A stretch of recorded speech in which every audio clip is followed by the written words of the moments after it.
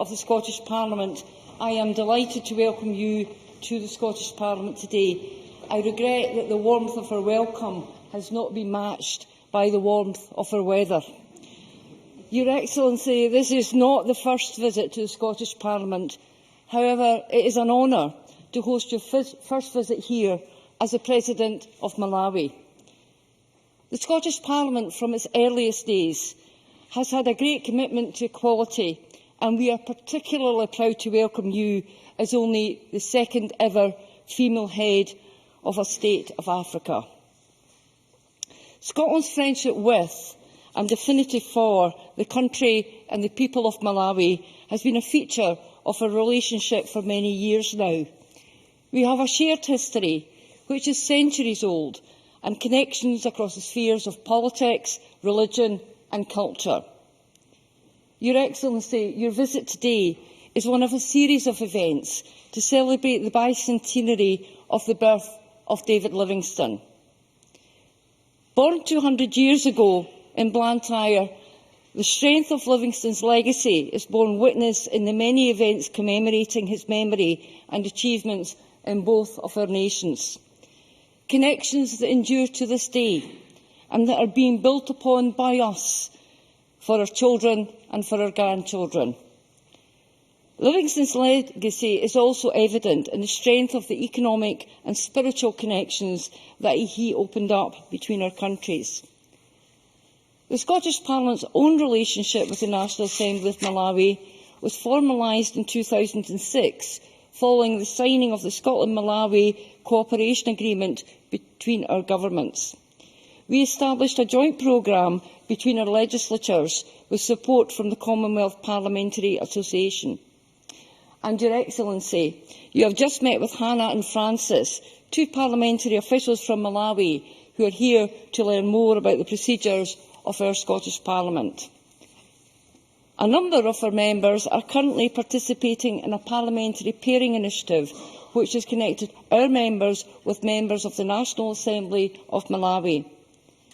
And as I speak, two of our colleagues, Sarah Boyack and our former presiding officer Alex Ferguson, are in Malawi to participate in workshops at your National Assembly.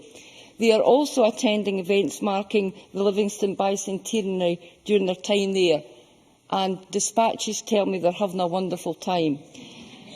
This sharing of knowledge and experience between our parliaments and members has been a two-way process, and it has been a vital and valuable tool in the Scottish Parliament's own development.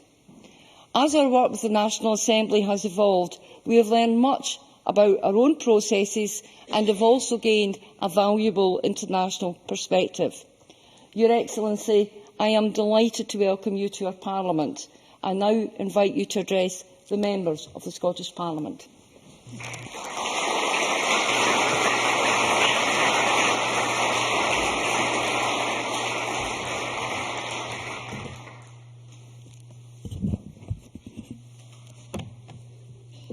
Right Honourable Tricia Marwick, Presiding Officer of the Scottish Parliament, Your Excellency Chief Justice Richard Banda, SC retired,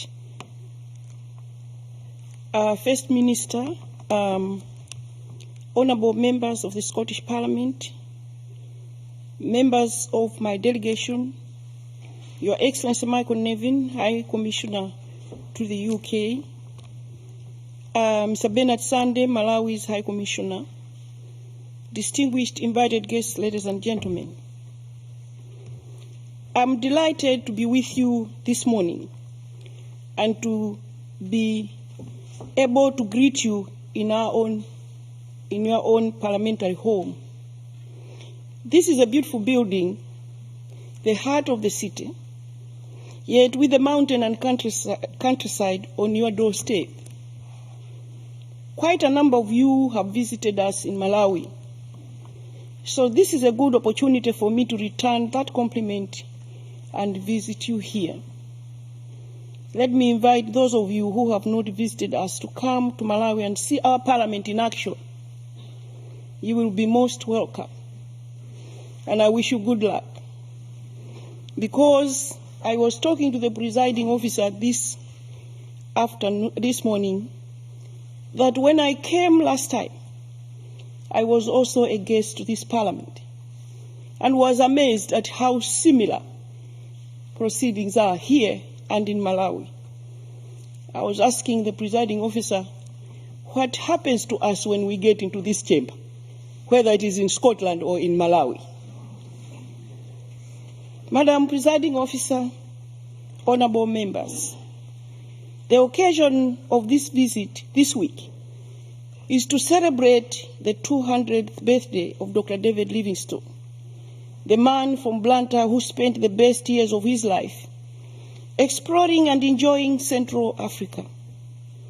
Our very first visit in Scotland, when we arrived after a long journey on Sunday, was to his birthplace.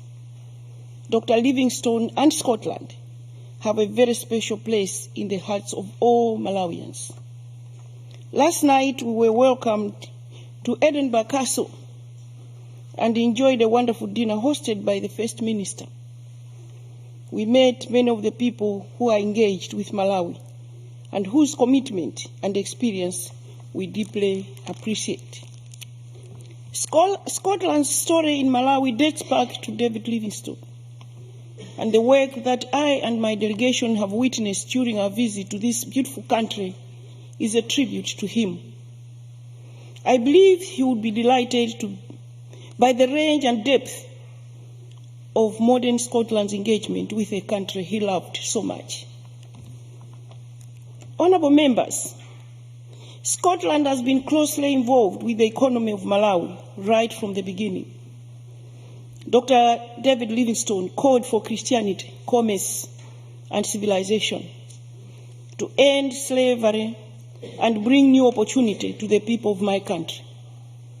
Yesterday afternoon, we met with prospective Scottish investors at a meeting convened with the help of Mrs.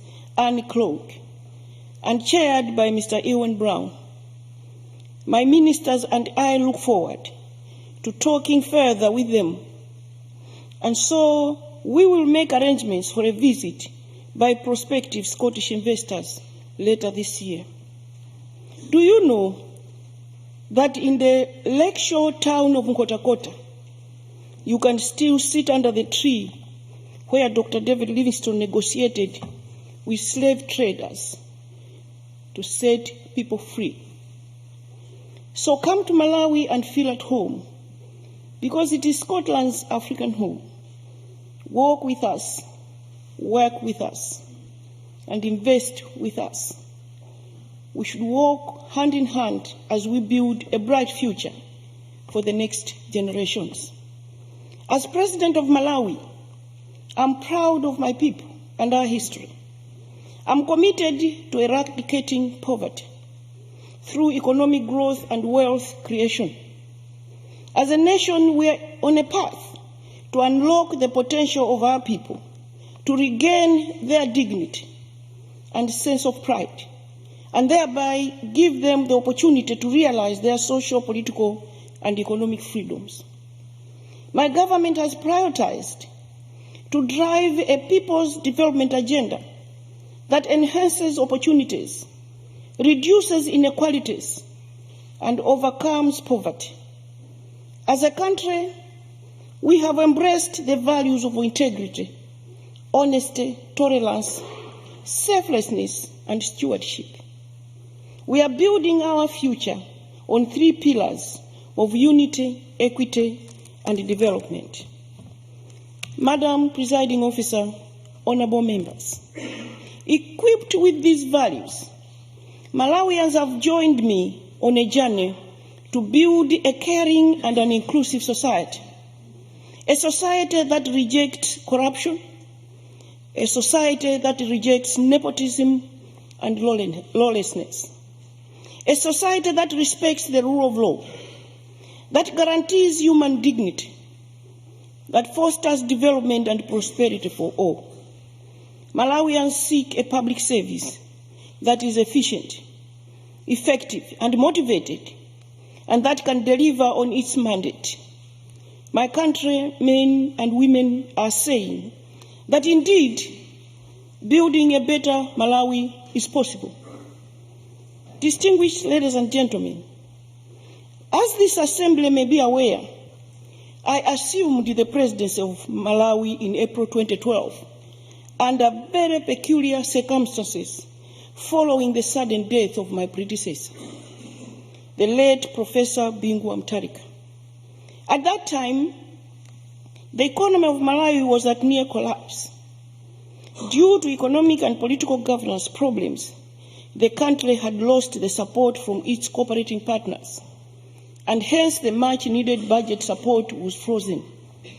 On the diplomatic front, relations with the international community and even our neighbors were destroyed. As a result of these developments, the country was running short of foreign currency and hence was unable to import fuel and other raw materials necessary for producing goods and services. People were spending days at petrol stations waiting in anticipation of fuel deliveries. Consequently, companies were laying off people and the tax collections were dwindling, leading to increasing deficits in the national budget. The combination of non-disbursement of budget support by our cooperating partners and the dwindling of revenues meant that the required social services could not be delivered as required. This is the Malawi I found when I got into office on April 7th, 2012. It therefore became very clear that the first task that we had to do was to take measures to bring the economy back on its economic path. I immediately engaged the British government, and within a short space of time, we restored the bilateral relations between our countries. Very quickly, we exchanged envoys. At the same time, I had to put in place economic policy reforms to reverse the economic governance problems that I inherited. I therefore engaged the International Monetary Fund and the World Bank with a view to agreeing on an economic reform package to stabilize the economy, which included devaluing the currency by 49%. These measures were politically very risky, but we recognized that they were necessary. Fortunately, the people of Malawi have been very supportive of these reforms. This support has been strengthened because they have noticed that some of the challenges that were there in April 2012 have disappeared. I must also point out that my government has received tremendous support from the international community, including the United Kingdom. In July 2012, I organized a national dialogue on the economy to come up with measures to stimulate the economy and ensure sustainable economic growth. Through this dialogue, we came up with an economic recovery plan, which outlines short and medium-term measures to get the economy up and running again. Under the ERP, we have identified 5 priority sectors, namely agriculture, energy, mining, tourism, and infrastructure development. These sectors were identified based on their potential to create jobs for the people of Malawi and diversify the sources of growth. Government further decided to identify 3 projects in each of the priority sectors. Through the project implementation and monitoring unit set up in my office, we are closely following up on those projects to ensure that we deliver on our promise to the people of Malawi. Madam Presiding Officer, honorable members, in the economic recovery plan, we have recognized that the private sector has a very critical role to play in bringing prosperity and wealth to the people of Malawi. To this end, we have taken measures to improve the business environment in the country. We have reviewed all the laws that affect the business environment, and a number of them have already been amended and passed by our parliament. I have directed that we must move Malawi from the current position of 157 to the top 100 countries on the World Bank Ease of Doing Business Index by the end of my term of office next year. I wish, therefore, to invite the Scottish investors to come and invest in Malawi. Malawi has many investment opportunities in agriculture, energy, mining, tourism, among others. The people of Malawi are hardworking, honest, and we have laws that ensure that your investment is secured and protected. My message to this Assembly is that Malawi is open for business, and the people of Scotland are invited to join us on this journey towards prosperity. Honourable members, in conclusion, let me assure the people of Scotland that Malawi is poised for transformation. We have endured the dangerous zone, and we are just about to realise our destiny. The melody from the warm heart of Africa is sweet again. There is hope for my people, and indeed, there is hope for my country. I look forward to seeing the friendship between our two beautiful countries growing and being extended. Let us continue our journey as friends and colleagues.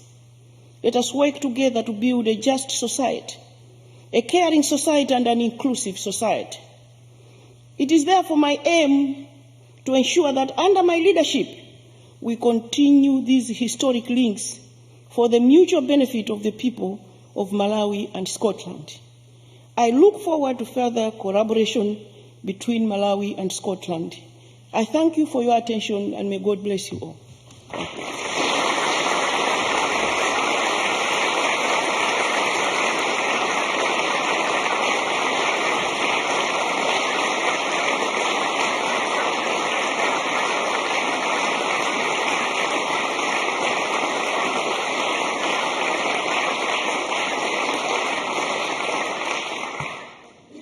First Minister. Your Excellency, President Banda, Chief Justice Banda, Ministers and Delegates from Malawi, Presiding Officer, thank you so much for your address and your presence here today in our Parliament. You are the fifth head of state to address a meeting of this Parliament, and how appropriate it is today that the Scottish Parliament's first ever female Presiding Officer should welcome you, the second woman head of state of an African country in the modern era. Your presence on the bicentenary of David Livingstone's birth is, of course, a tribute to Livingstone himself, his immense achievements, but it's also to the continuing relevance of his values and the enduring friendship between the people of Scotland and the people of Malawi.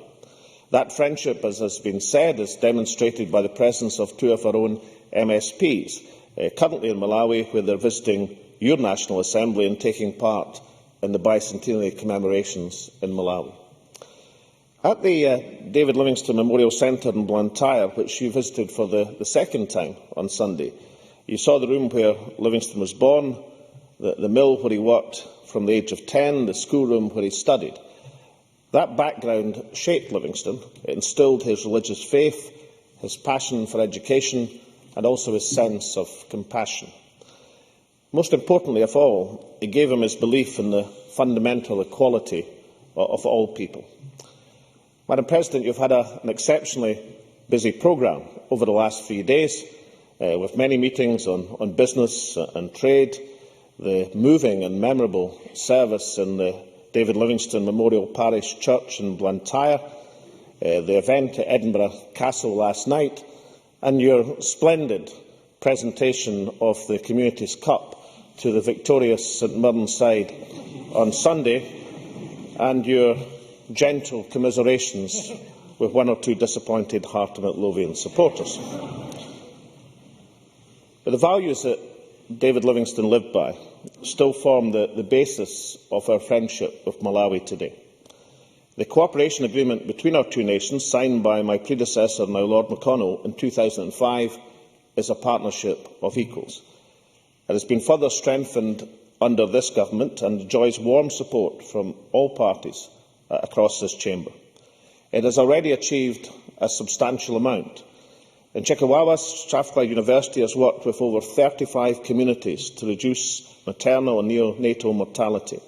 These communities now act as models for the development of their surrounding neighbours.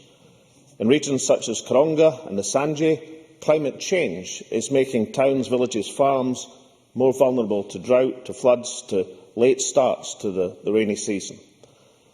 Voluntary Service Overseas Scotland is therefore working with the village communities and planning departments to ensure water resources are used more effectively. They are making it a priority to protect the poorest and most marginalised, especially women, subsistence farmers and malnourished children. The benefits of these two projects are mirrored by the dozens of others in towns and villages across Malawi. On Sunday, I was pleased to announce funding for a further 15 projects to support healthcare and economic development to add to our climate justice, renewable energy and water projects. And on Sunday, Your Excellency and I also met the school children from David Livingstone Primary School and St Joseph's Primary School in Blantyre. We could see for ourselves how these links to Malawi are helping young Scots to become considerate, responsible citizens of the world. And we heard on the radio young Catherine Johnston exemplify how meaningful David Livingstone is to our youngsters of today by telling us he did three things. He fought slavery, he discovered the Victoria Falls, and he was eaten by a lie. After David Livingstone died, he was buried with enormous pomp and circumstance in Westminster Abbey. Tens of thousands of people watched his funeral procession. Memorials were established to him across the planet. But I'm not sure that there is any tribute which would have pleased him more or which does him greater honour than the lasting friendship which has been established between the churches, the charities and the peoples of Scotland and Malawi. I mentioned earlier Livingstone's guiding belief in the principle of human equality. One of his most recent biographers explains that Livingstone, quote, expressed this belief in different ways in different parts of his journals. One of his favourite forms was to quote Burns's great international anthem. For all that and all that, it's coming yet for all that man to man the world o'er shall brothers be for all that. That song, as many members here will recall, was sung when the Scottish Parliament reconvened in 1999. It epitomises the spirit of egalitarianism and liberty which this Parliament, at its best, strives towards.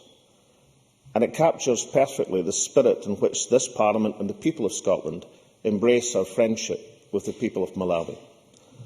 So I have been delighted to welcome you today as we look back at the achievements of one of the greatest ever Scots, but we also look forward to many, many more years of cooperation between our two nations, Scotland and Malawi.